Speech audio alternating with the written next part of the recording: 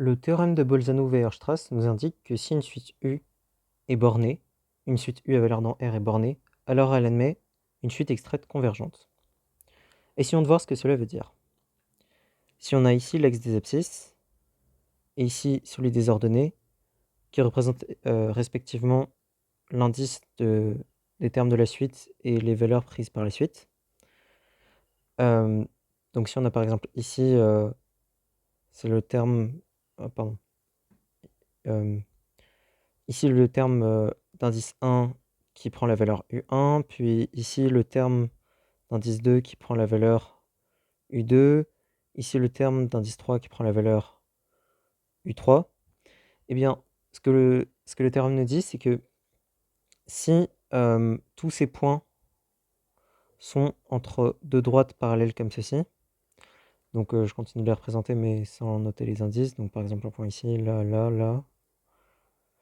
Ce que ça nous dit, c'est que on peut sélectionner certains points, par exemple celui-ci, puis celui-là, puis celui-là, et qu'il existe une telle sélection, telle que la suite formée, la suite formée par ces valeurs converge vers une limite. Pour démontrer ce théorème, on va faire appel au principe des tiroirs, qui nous dit, au principe des tiroirs infinis, qui nous dit que si on a n ensemble disjoint,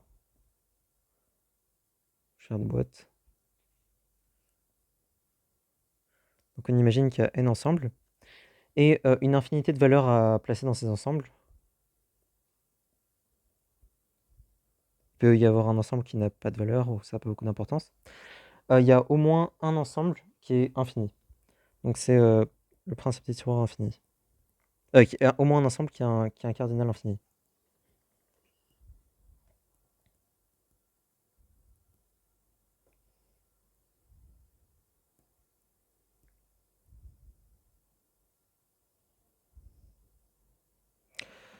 Donc on va voir en quoi est-ce que ça nous permet de démontrer le théorème de Bolzano-Weierstrass. Donc pour ça, on va construire une suite d'intervalles IN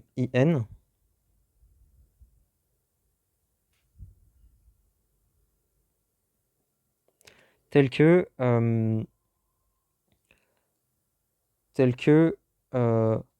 I0 est un intervalle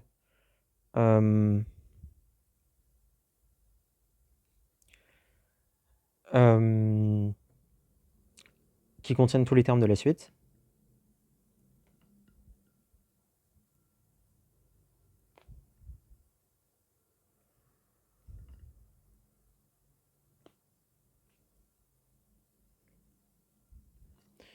Et on voit aussi que cette suite d'intervalles respecte trois conditions.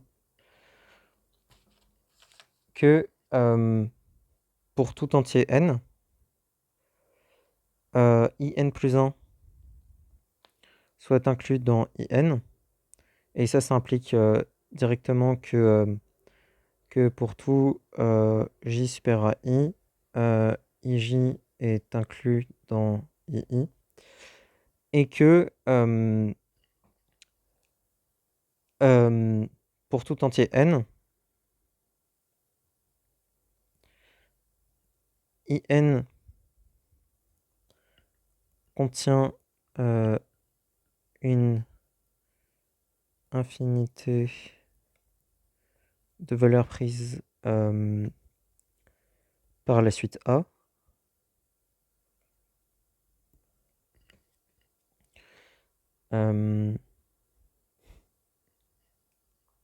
Enfin, du coup, prise par la suite.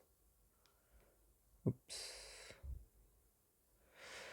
Et finalement, troisième condition, que pour tout entier n, le cardinal de in, c'est I0 sur... J'aurais peut-être dû préciser ici un intervalle fini, enfin dont les deux bornes sont finies. est tel que le cardinal de IN soit I0 sur n puissance n, où n est un entier, mais différent de 0 et 1, un entier strictement positif. Donc pour ça, c'est parti. On va supposer que tous les termes de la suite sont contenus entre les valeurs, disons, x et y, qui sont des valeurs réelles. Et donc, on pose I0,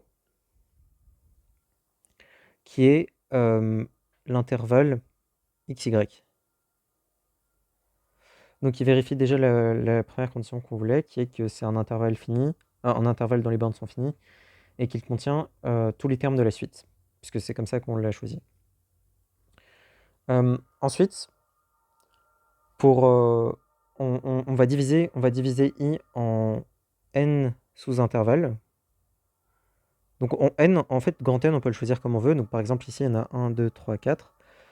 N sous-intervalles de même taille, qu'on va nommer E 1, 1, E 1, 2, E 1, 3 et E 1, 4. Et donc, le cardinal de E1i, enfin 4, mais donc ici par exemple, c'est si on choisit n égale 4, ce qu'on va faire en fait. Enfin, ça n'a vraiment pas d'importance, on peut choisir le grand N qu'on veut. D'ailleurs, on pourrait même choisir 2 en fait. C'est peut-être plus simple si on choisit 2. Je viens de réaliser. Donc en fait, plutôt que de choisir grand N, on va choisir 2 puissance N. Donc je réexplique. Donc on va découper cet intervalle en deux. Et donc on a E 1, 1 et E 1, 2. Tel que E1i, il soit de cardinal I0 sur 2, puisqu'on le découpe en deux. Où i appartient à 1, 2. Puisque s'il prend la valeur, enfin, E1i, c'est soit E1, 1, soit E1, 2. Donc ce que nous dit le principe des tiroirs, c'est qu'il y a au moins un des deux ensembles. Donc je vais te le noter. Le principe des tiroirs nous dit qu'il existe un i dans 1, 2 tel que E1i soit cardinal, enfin, tel que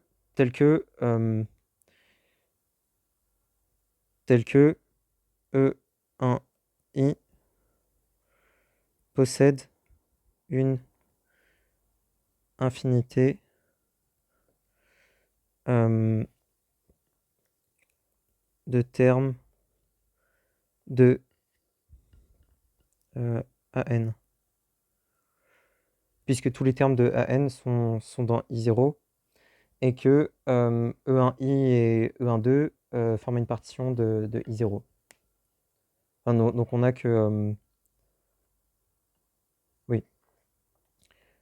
Donc on va nommer... mais c'est possible que les deux intervalles contiennent une infinité de termes de AI. Par exemple, si ce que fait la suite, c'est juste un terme sur deux, et là, puis là, puis là, puis là, puis là, puis là.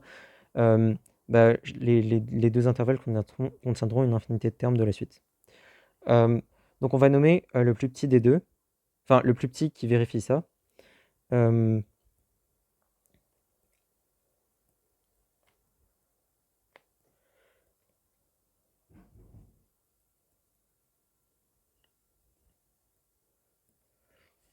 va le nommer I1.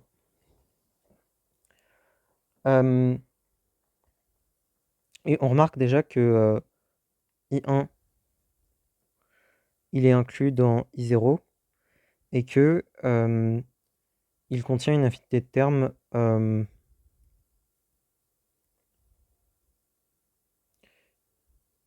une infinité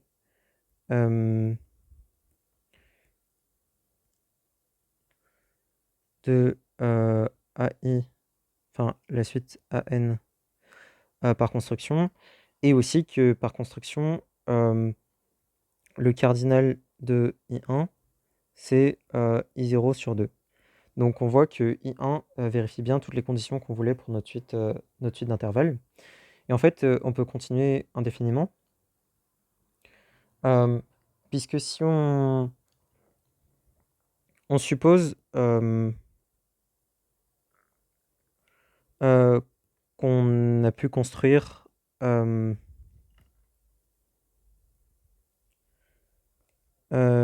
une telle suite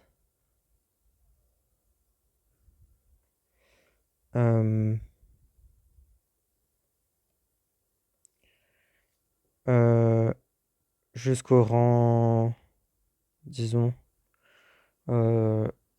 jusqu'au rang M, on montre qu'on peut construire qu'on peut construire IM plus 1, pardon, IM plus 1, et donc qu'il est possible de construire, enfin par l'absurde et par récurrence immédiate, qu'il est possible de construire une suite qui contient une infinité de termes et qui vérifie nos trois conditions. Donc pour ça, en fait, on fait exactement la même chose. En fait, je peux juste même reprendre le raisonnement que j'ai fait ici et remplacer tous les 1 par des m plus 1. Donc on suppose que plutôt que ce soit x, y, que ça, ce soit l'intervalle im. Par construction, on sait qu'il est... Enfin, parce que c'est notre hypothèse de récurrence, en fait. On suppose que cet intervalle contient une infinité de termes de la suite AI. Et donc on construit deux ensembles EM plus 1, 1 et EM plus 1, 2, tels qu'ils partitionnent, enfin, tel que si, donc si les deux bornes de IM si ces deux bornes sont x et y, tels que les deux bornes de EM plus 1 ce soit x et x plus y sur 2, et que les deux bornes de EM plus 1, 2, ce soit x plus y sur 2 et y. Et on suppose, puisqu'il faut partitionner, même si en fait c'est pas vraiment nécessaire, on suppose que si un terme qui vaut exactement x plus y sur 2, il appartient à EM plus 1, 1 et pas à EM plus 1, 2. Donc encore une fois, par principe des tiroirs infinis, oui, donc du coup, juste on fait exactement la même chose en fait. Donc on dit que IM c'est XY, que EII, oui, donc ça, son cardinal c'est exactement la moitié. Et donc il existe un EM plus 1 I qui possède une infinité de termes de AN, puisque par principe des tiroirs, en fait, il y a une infinité de termes de la suite entre ces deux bornes, si ça veut bien marcher, entre celle-ci et entre celle-ci. Et donc le principe des tiroirs nous dit qu'il y a un des deux ensembles parmi celui-là et parmi celui-là qui contient une infinité de termes de la suite. Donc on prend le plus petit et on va le nommer IM plus 1. Donc immédiatement, on a que IM plus 1 est inclus dans IM, qu'il contient une infinité de termes de la suite AN par construction, et que le cardinal de IM plus 1, ce soit IM sur 2.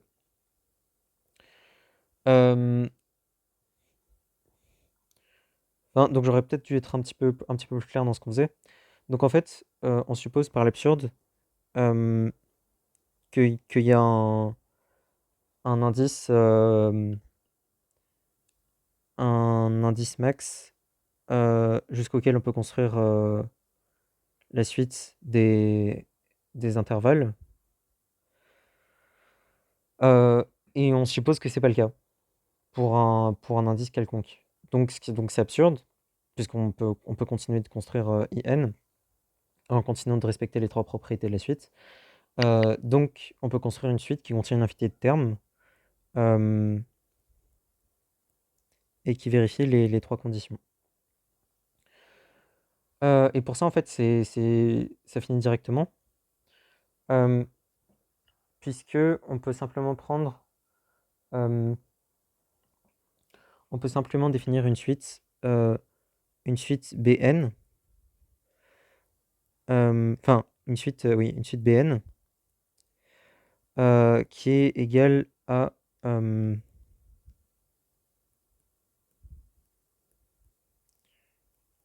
A phi de n, où phi de n est croissante. À valeur dans n.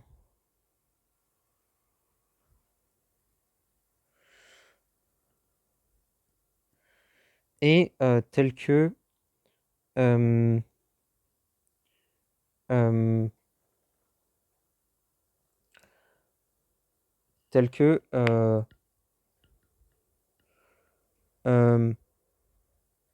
Bn est le plus petit élément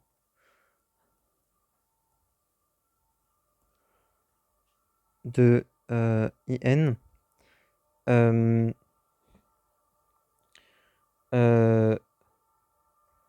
qui soit atteint par la suite. Enfin, non, tel que IN est le plus petit élément, pardon, je sais pas ce que je raconte. Tel que Bn est le plus petit.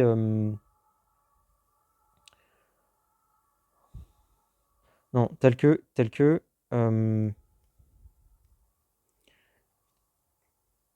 Bn est le premier élément.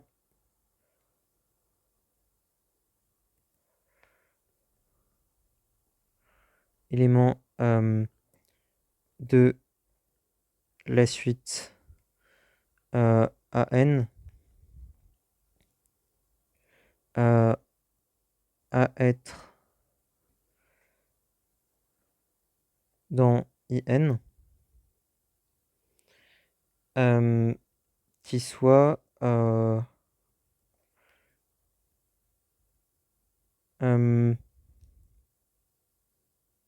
sais pas comment le dire en fait. Enfin, je vais peut-être faire un schéma pour expliquer. En fait, donc on a notre intervalle qu'on coupe en deux. Et donc avant ça, la suite BN, elle pouvait prendre des valeurs, on s'en fiche un petit peu lesquelles. Et on veut que à partir d'un moment, toutes ces valeurs soient dans, par exemple, cet intervalle. Enfin, on suppose que c'est celui-là qui contient une infinité de termes de la suite AN. Et donc on choisit que BN, on prend un BN au hasard dans cet intervalle. Enfin, donc on prend un N au hasard dans cet intervalle. Et on dit que c'est le prochain terme de la suite BN. C'est possible puisqu'il y en a une infinité. Et donc c'est possible puisqu'il y en a une infinité. Oui, c'est un peu tout ce qu'il y a à dire en fait. Enfin, ce que je voulais dire, c'est qu'il fallait pas que ce soit un terme qu'on ait déjà choisi. Par exemple, celui-là, il est bien dans cet ensemble.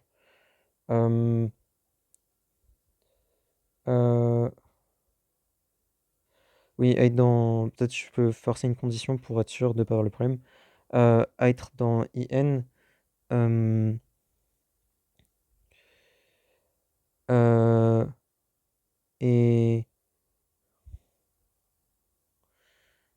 Et tel que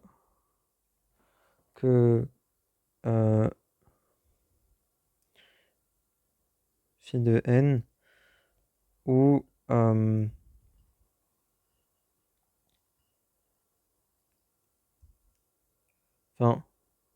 comment je peux dire ça?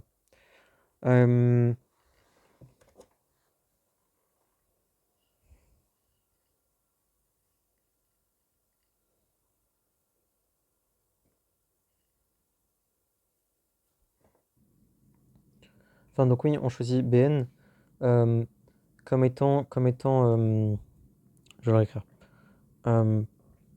Donc, euh, donc, on suppose que tous les BI ont été définis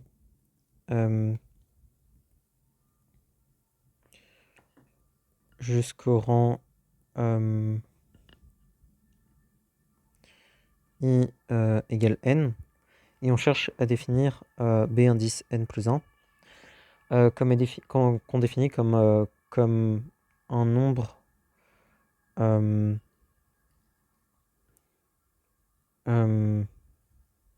on suppose qu'ils ont été définis jusqu'au rang I égale n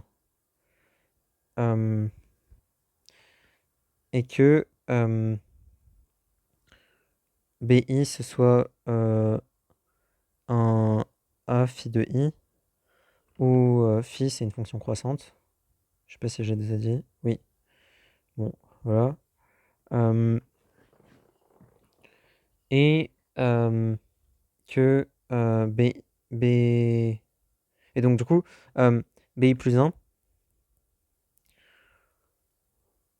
on le définit comme un nombre qui appartient à I... enfin, pardon, Bn plus 1, on le définit comme un nombre qui appartient à l'intervalle In plus 1, et qu'il soit égal à un élément de la suite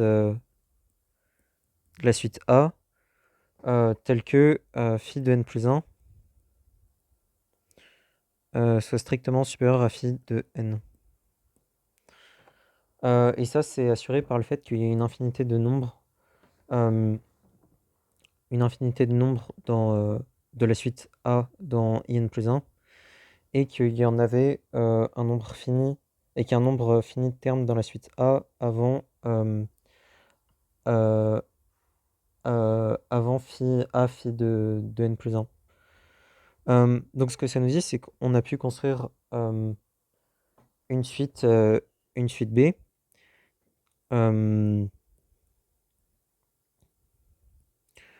telle que pour tout n dans n, Bn appartient à In. Or,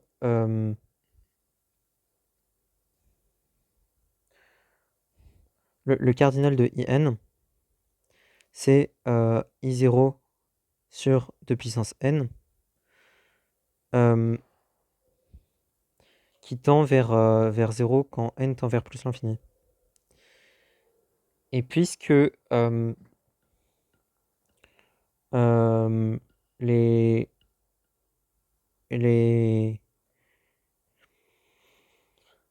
suite d'intervalles est inclus, enfin chaque intervalle est inclus dans l'intervalle précédent, on a que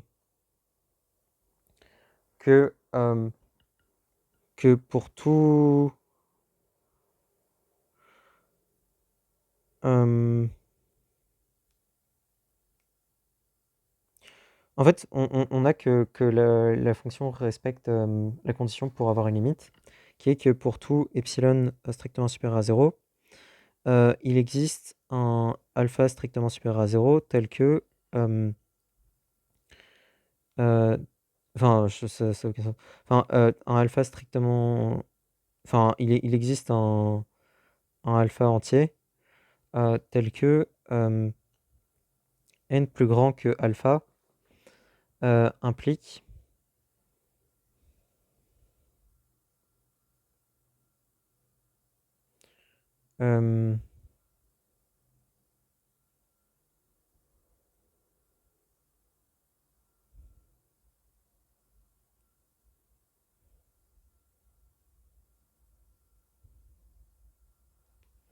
tel que n plus grand que alpha implique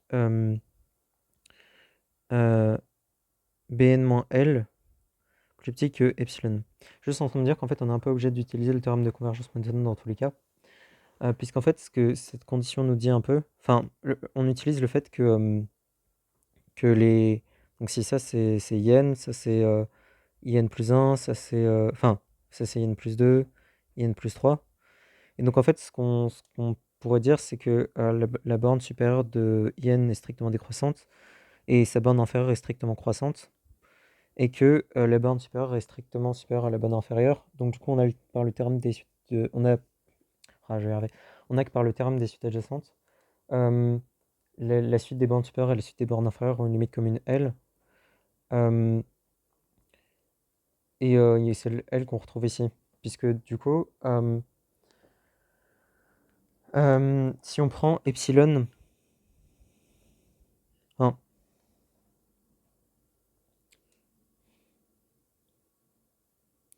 ce qu'on a, c'est donc on va montrer qu'on a bien ça, et donc du coup que, que la suite Bn a bien une limite. Donc si on a, alors, la tablette a l'air de bouger. Si on a n plus grand que m, où m est un entier, euh, bah, tous les termes de la suite, enfin, on a que Bn appartient à In. Enfin, en fait, L, enfin, l'ensemble, l'intervalle LL, c'est la limite des intervalles IN. Euh, et enfin, on va peut-être définir L comme étant la limite de la suite des intervalles. Et donc, on a que pour m plus grand que m, Bn appartient à IM. Euh, donc, euh, donc enfin,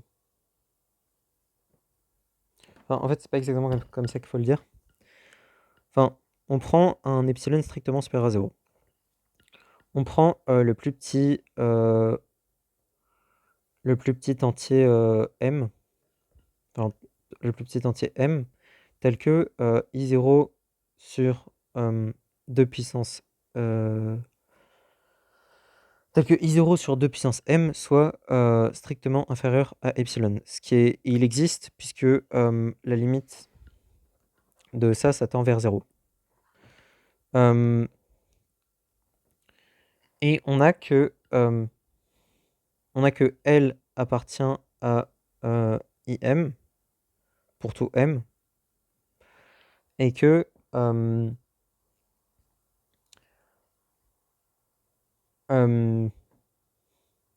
enfin, si on a un intervalle comme ça et qu'on a deux valeurs dans l'intervalle, l'écart entre les deux valeurs est borné par la taille de l'intervalle.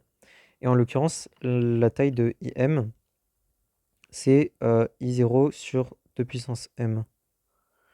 Donc ce que ça veut dire, c'est que la valeur absolue de... Enfin, donc, si on choisit un n strictement supérieur à m, on n'a que bm moins l, donc l'écart ici, est borné par la taille de l'intervalle, qui est donc I0 sur 2 puissance m, qui est strictement supérieur, pardon, strictement inférieur à epsilon, puisque c'est comme ça qu'on a choisi m. Donc ce que ça nous dit, c'est que pour tout epsilon strictement supérieur à 0, il existe un alpha, donc qui est ici m, tel que n strictement supérieur à m implique que bm moins l soit inférieur à epsilon. Et donc ça, c'est la condition nécessaire et suffisante pour que la suite des bn tende vers l, quand n tend vers l'infini. Ça conclut le le théorème de Bolzano-Weierstrass.